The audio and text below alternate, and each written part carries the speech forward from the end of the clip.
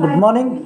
ఇటీవల జరిగినటువంటి public hearing Andhra Pradesh కాలుష్య నియంత్రణ మండలి వాళ్ళు చేసినటువంటి అభిషేక్ మినరల్ అనేటువంటి సంస్థకు దీనికి వ్యక్తి మనము రాజకీయాల గురించి మాట్లాడంగానే రాజకీయ నాయకులే వ్యాపారవేత్తలే రాజకీయ నాయకులు కాబట్టి ఈ యొక్క Sangram Nitish Kumar in survey number 288P in Ketavaram village Varokal mandal Kurnool జిల్లా దీన్ని ఆయన దగ్గర నుంచి టేక్ ఓవర్ చేశారు అంటే లేదా కొనుగోలు చేశారు అనుకున్నాం అంటే అర్థం కాదు కాబట్టి చెప్దాం.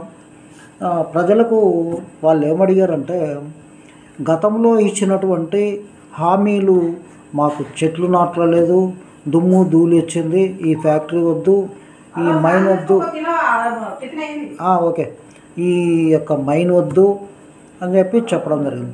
అక్కడ జరిగిన సంఘటనలు ఏంటంటే ఇది రాజకీయంగా వీళ్ళు తీసుకున్నారా, ఈ ప్రభుత్వములో ఉన్నటువంటి పెద్దల సహకారంతో చేశారా అనేది వాళ్ళకు డౌట్.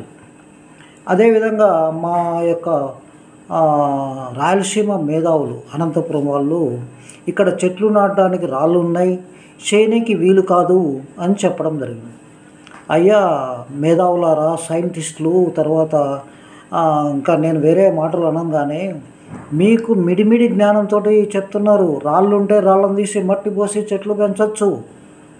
మీకు తెలియని విషయాలు తెలియకపోతే మాట్లాడడం మానేయండి. కేవలం ఒక సప్రయోజనాల కోసం ముందు పరిగెత్తిపోయి మాట్లాడడం కరెక్ట్ కాదు. సబ్జెక్టు నాలెడ్జ్ లేకపోతే మాట్లాడడం మనది. అందరినీ అవమానం చేయొద్దు. ఆ సర్పంచ్ అవమానంలో నేను కలత చెందాను.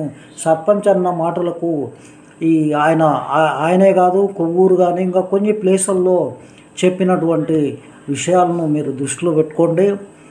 ఇవన్నీ కూడా ప్రజాసేవ చేయడానికి మీరు ఇద్దరు కాకపోతే ముగ్గురు, ఇంకొక తోడయ్యాడు, ముగ్గురు కూడా చాలా మేధావులు. కానీ కలెక్షన్ కింగులుగా ఉండకూడదు. సర్వ మతాలు సమానం అన్నట్టు అందరు కూడా సమానంగానే ఉంటే ఏదో మోసపు మాటలు చెప్పి వాళ్లకు కంపెనీ యజమాన్యానికి ఎప్పుడు కూడా ప్రతిపక్షంలాగానే ఉండాలి తప్ప అది ప్రభుత్వం అయితే ప్రభుత్వానికి ప్రతిపక్షం ఏ విధంగా ఉంటుందో మీరు మేధావులందరూ అలానే ఉండాలి. కానీ కేవలం తమ స్వార్థం కోసం, తమ బతుకుదెరువు కోసం ఈ విధంగా చేస్తున్నట్లు ఆ సర్పంచ్ గారు అంటే నాకు చాలా బాధ అనిపించింది. అందుకే కౌంటర్ వేయడం జరిగింది. మీరు ఇప్పుడైనా దమ్ము ఉంటే అక్కడ పోయి సర్వే చేయండి, నష్టపరిహారం ఇప్పించండి, ప్రభుత్వం దగ్గరికి వెళ్ళండి, సీఎం గారికి కంప్లైంట్ పెట్టండి. అక్కడ అదేవిధంగా ఎంఆర్ఓ దగ్గర నుంచి రిపోర్ట్స్ తీసుకోండి.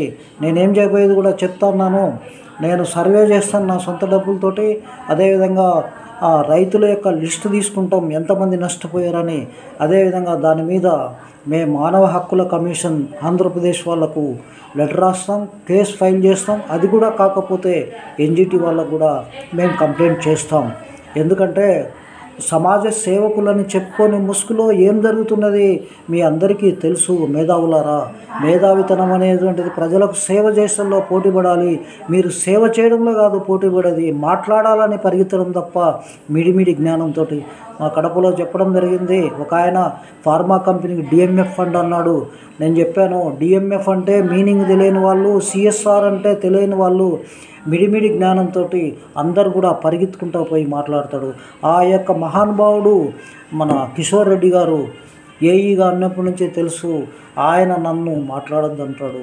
ఇక్కడ మీరు వాళ్ళను అందరినీ బెదిరించి చట్టాలను ఇంప్లిమెంట్ చేయకుండా చేసినటువంటి వ్యక్తులు మీరుగానే నేను భావిస్తున్నాను. నేను ఒక మాట వ్యక్తిగత స్వేచ్ఛ ఉంటుంది.